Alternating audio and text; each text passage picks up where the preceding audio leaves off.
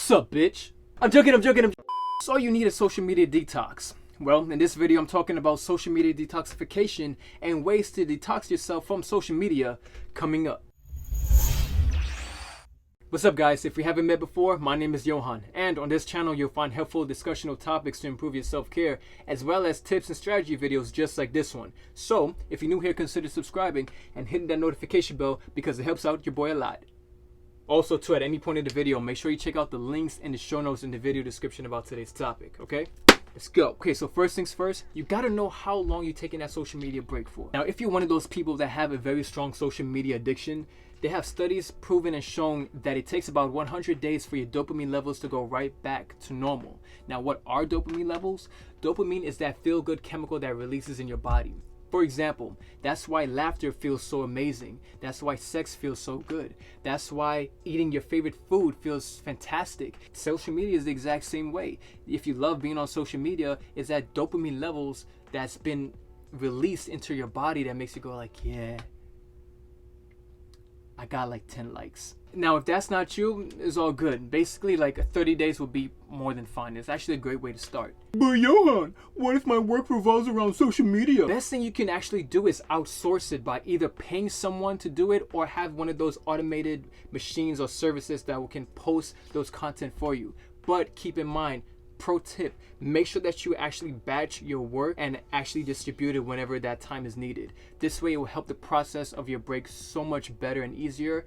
Trust me on that. If you have a personal account, you can actually let your followers know that you're taking a social media break. For example, you can actually post a video onto your feed, or even take like Instagram stories and putting it into your highlights, or even pinning a tweet on your Twitter account. Hell, you can even post a Snapchat, but let's be honest, who the hell still use Snapchat? I don't even have a Snapchat. I have a TikTok though. You can follow me at Sir Johann.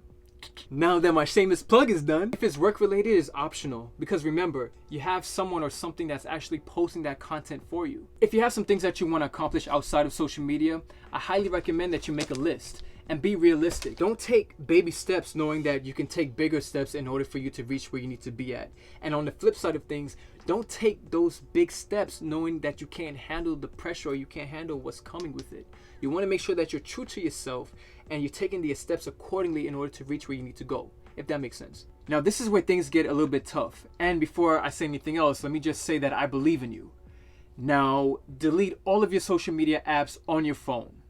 Every single one. If you use a computer to go on these platforms, turn off the notifications and block them. And you can actually do that easily by using one of those website blocker plugins inside your browser. Okay, so this next one is very optional, but it helps out a lot. Jot down exactly your thoughts and the events that's going on during your social media break. The key thing is you have to be transparent. And what that does is it allows you to vent out any problems or obstacles you may have been facing. And the cool thing about this is that when the whole thing is finished, when you're done taking your social media break, you can actually reread all of the stuff that you've written down and see how far and how stronger you've become over that time process. Now that you're not checking out your social media every goddamn time, what are you gonna do in your spare time? Well, glad you asked. If you saw some of my previous videos, you already know what I'm gonna say. Oh, make sure you level up your skills, right? Actually, I'm gonna flip it 180. Find new hobbies. But Johann, what if I don't have any hobbies? Go out and explore different activities. Actually, that's a good idea. You can go out in your town or your city and figure out what activities they have inside it.